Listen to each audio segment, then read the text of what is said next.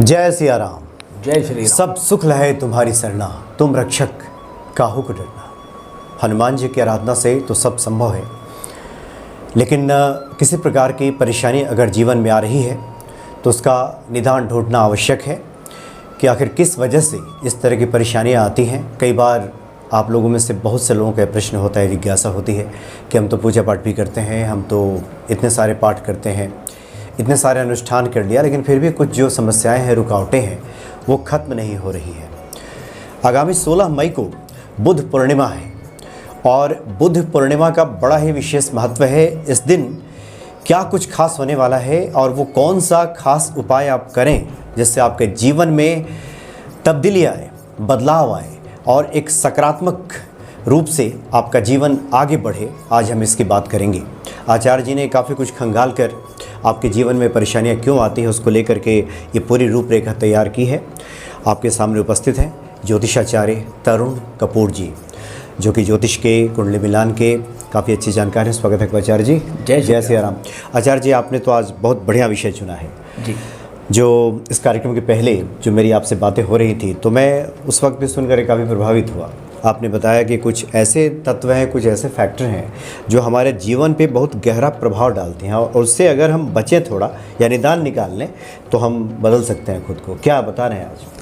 देखिए, आगामी 16 मई 2022 को बहुत अच्छी पूर्णिमा है। वैसे हर पूर्णिमा बहुत अच्छी होती है, खास होती है, परंतु खास तौर पे बुद्ध पूर्णिमा या गुरु पूर्णिमा अगर सोमवार के दिन पड़ जाए तो उसकी स्पेशलिटी दुगनी तिगुनी चौगनी और बहुत ज़्यादा अच्छी हो जाती है। इस दिन किया गया कोई भी उपाय ना सिर्फ आपके पूर्वजों तक पहुंचता है, परंतु अगर इस दिन कोई भी अनुष्ठान किया जाए, कोई भी पूजन पाठ किया जाए तो इसकी जो रिज़ल्ट है वो बहुत ज़्यादा अच्छा पड़ जाता है जी। आपकी ज़िंदगी में किसी भी प्रकार की कमी हो, विशेष तौर पे अगर धन की कमी हो, धन संचय ना होता हो, धन संचय तो होता हो परंतु वह धन खामखामे बीमारियों पर खर्च होता हो, या किसी भी प्रकार से इस प्रकार का घर पर नुकसान आ जाए जिसकी वजह से आपको कर्जा लेना पड़े, तो इस दिन आप अनुष्ठान करके या उपाय करके अपनी उस समस्या से बहुत हद तक कमी कर सकते हैं। अच्छा जी जी। जैसे कि हम बात करते हैं कि इस दिन बहुत अच्छी पूर्णिमा है क्योंकि ये सोमवार के दिन पड़ रही है। हमारे हिंदुस्तान के बाहर एशिया में काफ़ी जगह, America, south America, north America, Thailand, Malaysia में चंद्र ग्रहण भी है। अच्छा। लेकिन हम आपको बता देना चाहते हैं कि वो हिंदुस्तान या भारत में मान्य नहीं है। वो वैसे सुबह 7:20 से लगभग 12:30 तक रहेगा, परंतु ये हिंदुस्तान में मान्य नहीं है और इसका सूतक भी नहीं लगेगा। इसलिए इस कार्यक्रम के ज़रिए हम आपको जो भी उपाय बताएंगे वो उपाय आप अवश्य ही कर सकते हैं।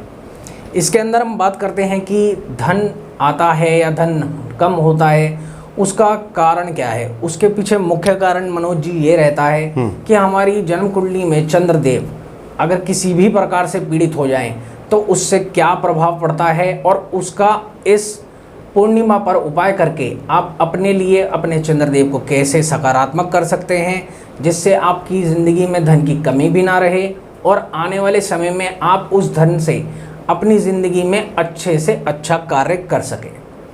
तो हम बात करते हैं चंद्रदेव और उनके साथी ग्रहों के बारे में, जो कि आपको बहुत मदद देगा ये समझने के लिए कि आपकी ज़िंदगी में चंद्रदेव किस लिए हैं और चंद्रदेव का अच्छा होना भी क्यों ज़रूरी है। जिस प्रकार से हमारा ये पूरा शरीर 5 तत्वों से बना है और उसमें एक बहुत इम्पॉर्टेंट तत्व है अर्थात जल, पानी। जी जी। 70% जो हमारा शरीर है वो पानी से ही भरा हुआ है, अर्थात चंद्रदेव और जल का हमारे शरीर में अच्छा होना बहुत ज़्यादा ज़रूरी है, वरना हमारी ज़िंदगी में चंद्रदेव के अच्छे प्रभाव हमें नहीं मिल पाएंगे। अब हम इसे ग्रहों के आधार पर समझने की कोशिश करते हैं मनोज जी। सबसे पहले हम बात करते हैं सूर्य नारायण से। सूर्य बहुत ज़्यादा गर्म ग्रह है, या जैसे कहें कि एक ये गैस का गोला है जिसके साथ शीतल चंद्रमा आने पर अमावस योग का एक बहुत खराब योग बन जाता है। जिन भी लोगों का जन्म किसी भी मास की चतुर्दशी तिथि पर होता है वो चंद्र अमावस योग के अंदर आते हैं। इसमें आपके शरीर पर बहुत ज़्यादा बुरा प्रभाव पड़ता है, हो सकता है स्किन रिलेटेड प्रॉब्लम्स भी हों। और इसीलिए इसका निदान करना परम आवश्यक हो जाता है। साथ साथ हम उपायों, छोटे छोटे उपायों की भी चर्चा कर लेते हैं जी। वैसे किसी भी जन्म कुंडली को संपूर्ण रूप से दिखाकर नवग्रहों को अच्छा या और अच्छा करने के उपाय लेने चाहिए। लेकिन जिनको लगता है कि उनकी जन्म कुंडली में सूर्य और चंद्रदेव इकट्ठे हैं और इसकी वजह से उनकी ज़िंदगी में धन से रिलेटेड प्रॉब्लम आ रही है, और वो भी तब जब वो ख़ास तौर पे सरकारी कामों में इंक्लूड अपने आप को मानते हैं या सरकारी काम में एम्प्लॉयड हैं, तो अगर आपका कोई भी बिजनेस है जिसके अंदर आपको सरकारी दफ्तरों में जाके अपना काम कुछ भी निकलवाना पड़ता है और उसके अंदर आपको अफसरों से बहुत ज़्यादा प्रॉब्लम्स आती हैं, तो आप ये छोटा सा अनुष्ठान इस सोमवार को कर सकते हैं।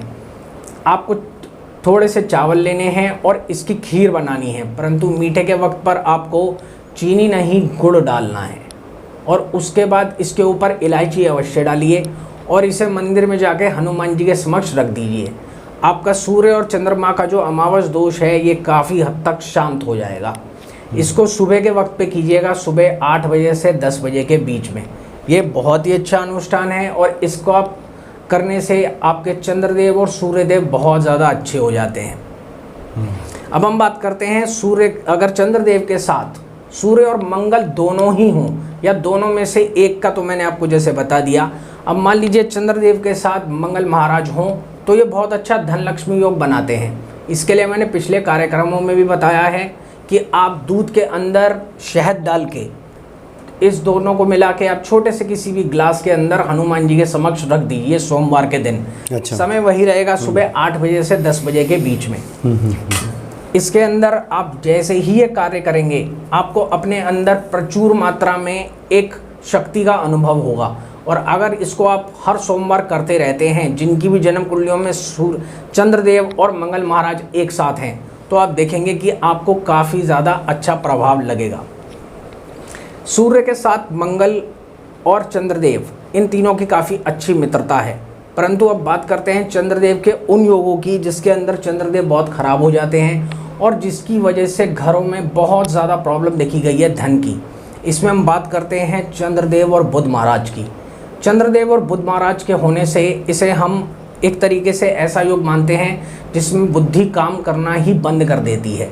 आप इस योग के जातकों को देखिएगा जिनको उनके घर वाले कहते हैं कि ये मंद बुद्धि है या इसको एक बारी में बात ही समझ नहीं आती, उन्हीं की जन्म कुंडलियों में चंद्रदेव और बुध महाराज का ये योग होता है और ये बहुत ख़राब फल देता है। लेकिन आज हम आपको बता देते हैं कि इस बुध पूर्णिमा पर आप इसका बहुत ही सरल एक अनुष्ठान करके अपने इस योग का परिहार कर सकते हैं। ये काफ़ी हद तक निगेट हो जाएगा और अपनी नकारात्मक ऊर्जा को त्याग के सकारात्मकता की तरफ आपको ले जाएगा। आपको छोटे से छोटा कांच का एक बर्तन लेना है या छोटा कांच की कटोरी या मर्तबान ले लीजिए और उसे ऊपर तक चावल से भर दीजिए। इसके बाद इसको उसी कांच के ढक्कन से बंद करके मंदिर में जाके माता पार्वती या भगवान भोलेनाथ के समक्ष रख दीजिए।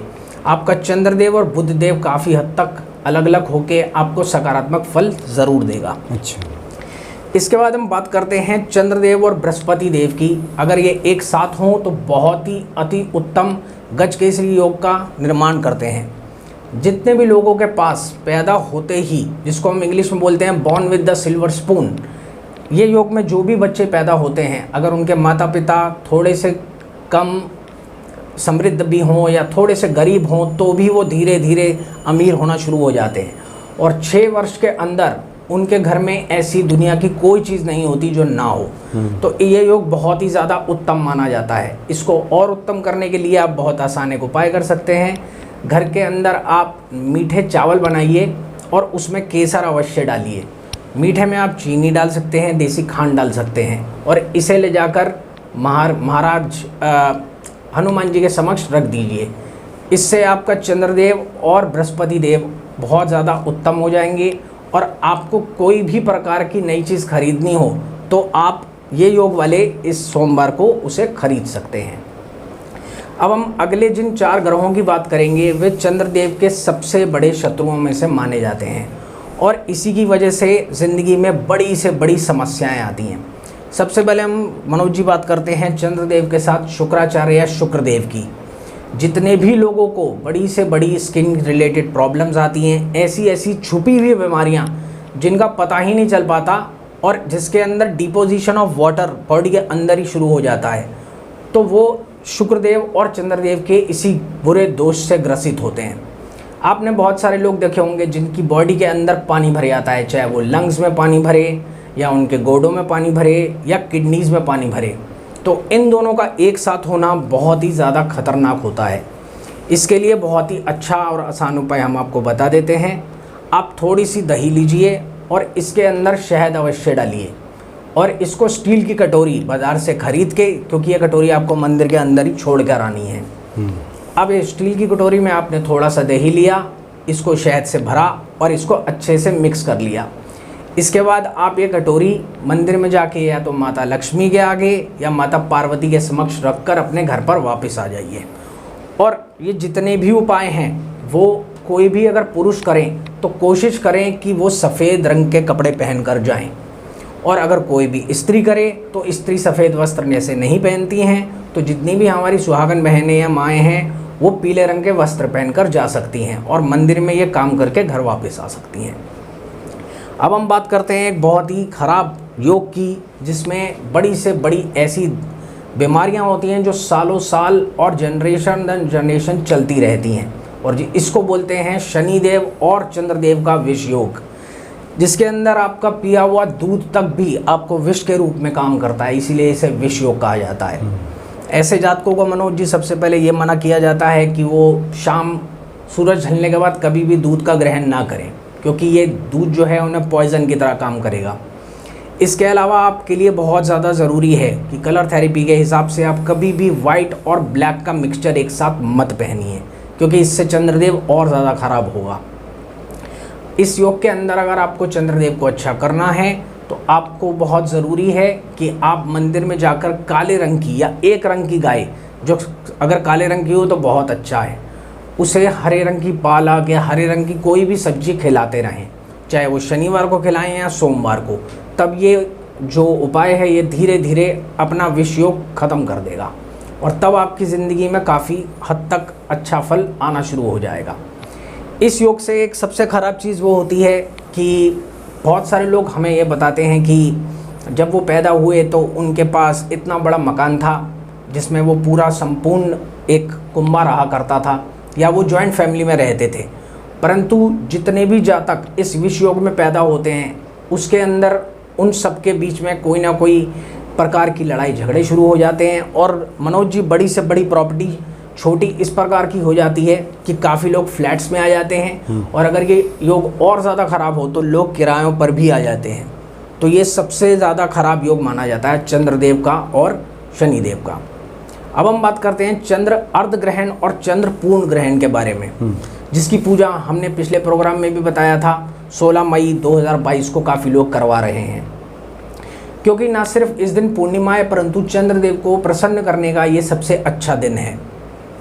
चंद्र अर्ध ग्रहण तब लगता है मनोज जी जब भी चंद्रदेव के साथ राहु महाराज आ जाते हैं, और ये इंसान के अंदर जो स्थिति पैदा करता है इसको बोलते हैं भ्रम की स्थिति, क्योंकि राहु देव और केतु देव दे आर शैडो प्लैनेट्स, ये दोनों के दोनों छाया ग्रह हैं। ऊपर ये नभ या आसमान में नज़र नहीं आते, न टेलीस्कोप से न किसी और तरीके से, तो इसी वजह से ये छाया ग्रह चंद्रदेव को बहुत ज़्यादा ख़राब कर देते हैं। राहु देव के साथ चंद्रदेव होने से उम्र के लगभग 48 वर्ष तक आपकी ज़िंदगी में ग्रहण का फल रहता है, और कुंडली के अलग अलग घरों में और अलग अलग नक्षत्रों के साथ इसका बुरे से बुरा फल देखा गया है।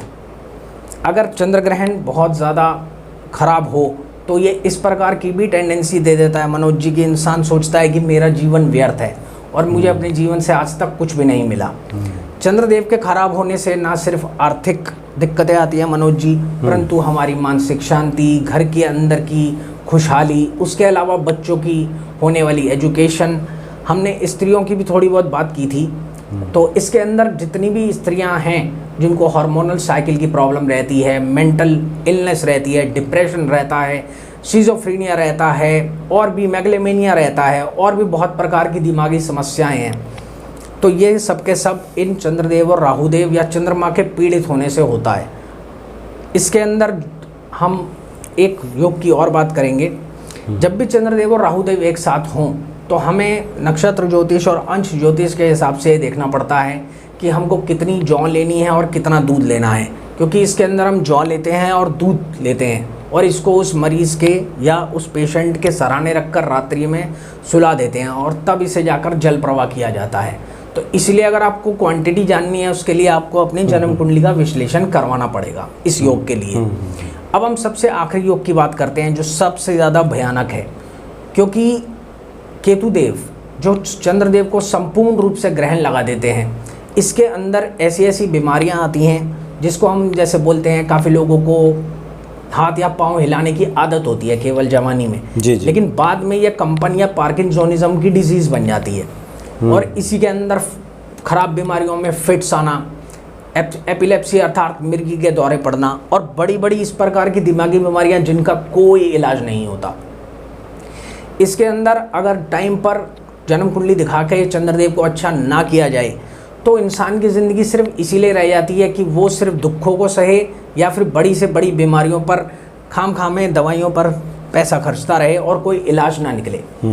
क्योंकि चंद्रदेव सबसे ज़्यादा सौम्य ग्रह हैं पूरे 9 ग्रहों के अंदर और इनके बगैर आपकी जीवन की कल्पना करना बिल्कुल इम्पॉसिबल है। चंद्रदेव और केतुदेव के वक्त पर भी हमें देखना पड़ेगा नक्षत्र और ग्रह ज्योतिष के हिसाब से कि ये दोनों किस स्थान पे बैठे हैं, क्योंकि चंद्र ग्रहण वाले दिन हमें ये देखना पड़ेगा कि कितने ग्राम क्या वस्तु ली जाए। क्योंकि इसके अंदर मैं आपको बता देता हूँ, हम काले सफ़ेद तिल लेते हैं, थोड़े से आंवले लेते हैं गोल वाले और थोड़ी सी इमली लेते हैं, लेकिन यह हमें जन्म कुंडली के विश्लेषण के बाद ही पता चलता है कि आपको क्या चीज़ कितने अमाउंट में लेनी है। और इसको एंटी क्लॉकवाइज अपने सर से वारने के बाद आपको काफ़ी हद तक आराम दिखना शुरू हो जाता है।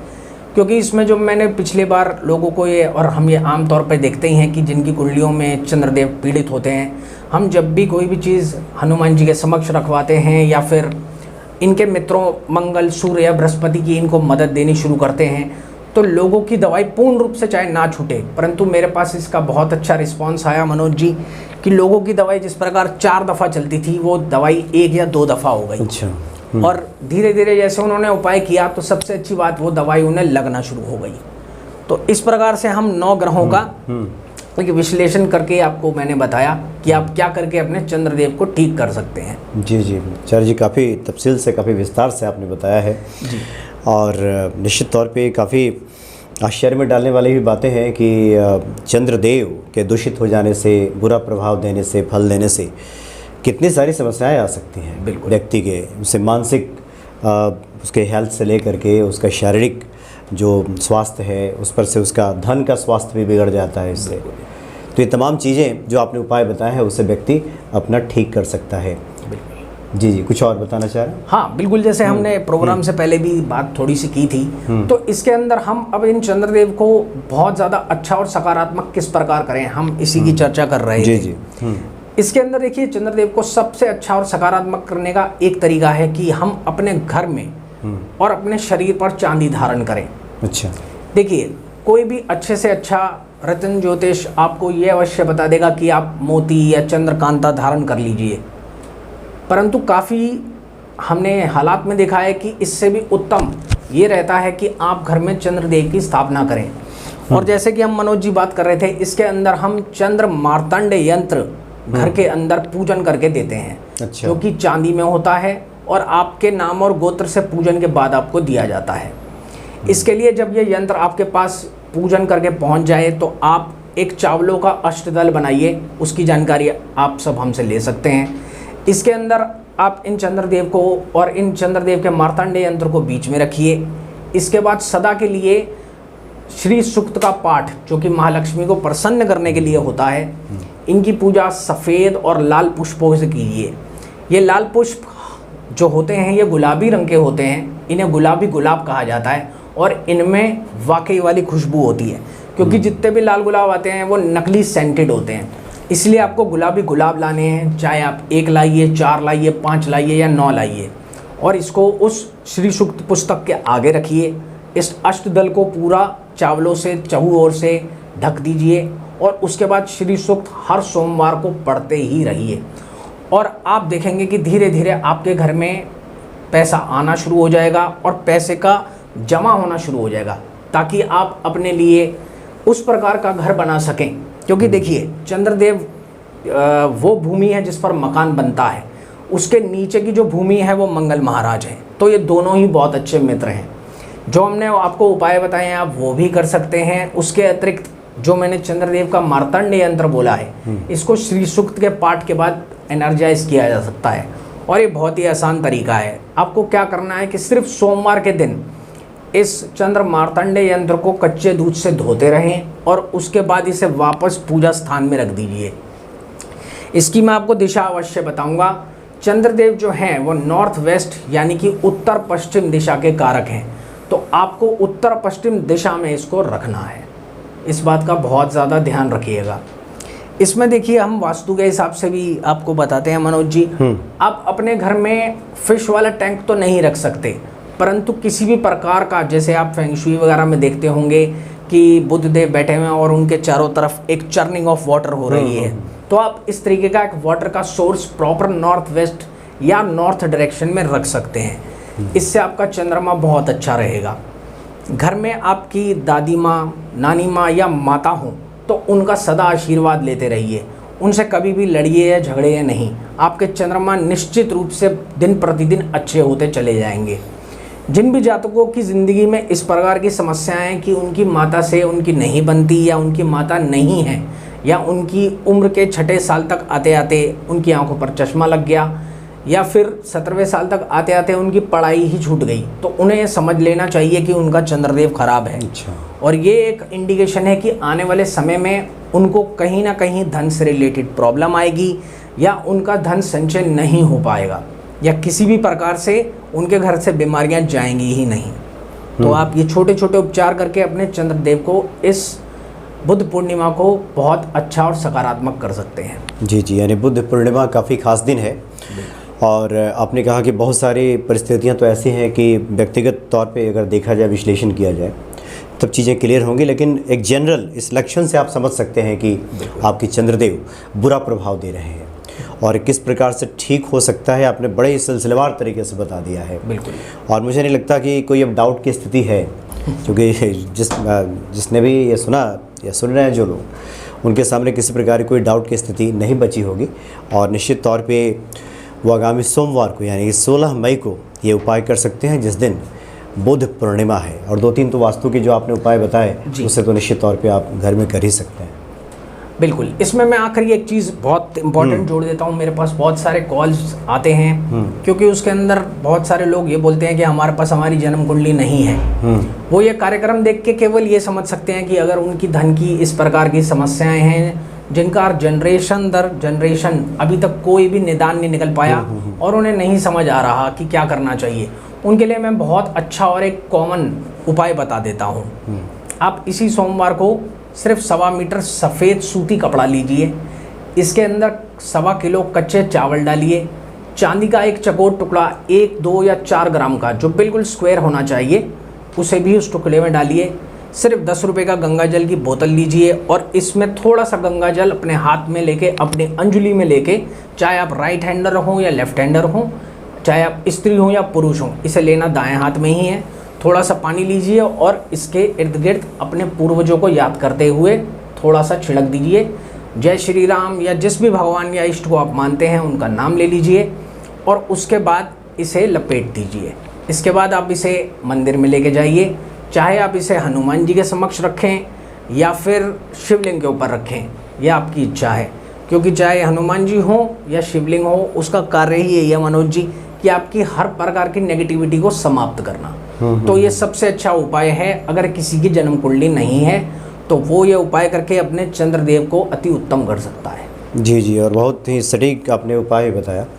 चूँकि भगवान शिव के मस्तक पे स्वयं चंद्रदेव विराजमान है, तो भगवान शिव के सामने पूजा आराधना की जाए, उपाय किए जाए, बिल्कुल, तो निश्चित तौर पे चंद्रदेव की भी अनुकूलता हमें प्राप्त होगी।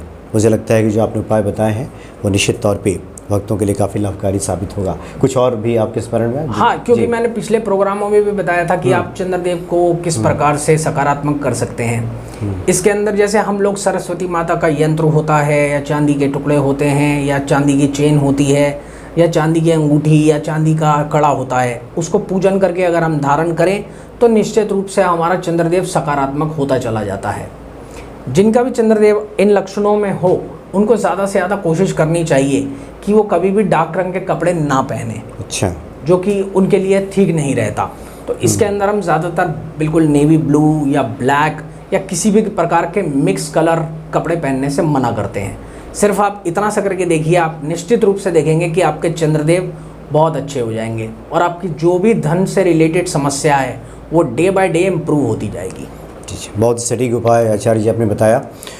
और आप भी कमेंट कर सकते हैं कि किसी टॉपिक पे या कहीं कोई समस्या आ रही है तो आचार्य जी के सामने वो प्रश्न रखा जाएगा, वो जिज्ञासा रखी जाएगी और उसका निदान एक बार फिर से आचार्य जी करेंगे। तब तक आप ये उपाय कीजिए और निश्चित तौर पे आपका जीवन बेहतरी की तरफ बढ़ता हुआ दिखाई देगा, है ना आचार्य जी? बिल्कुल।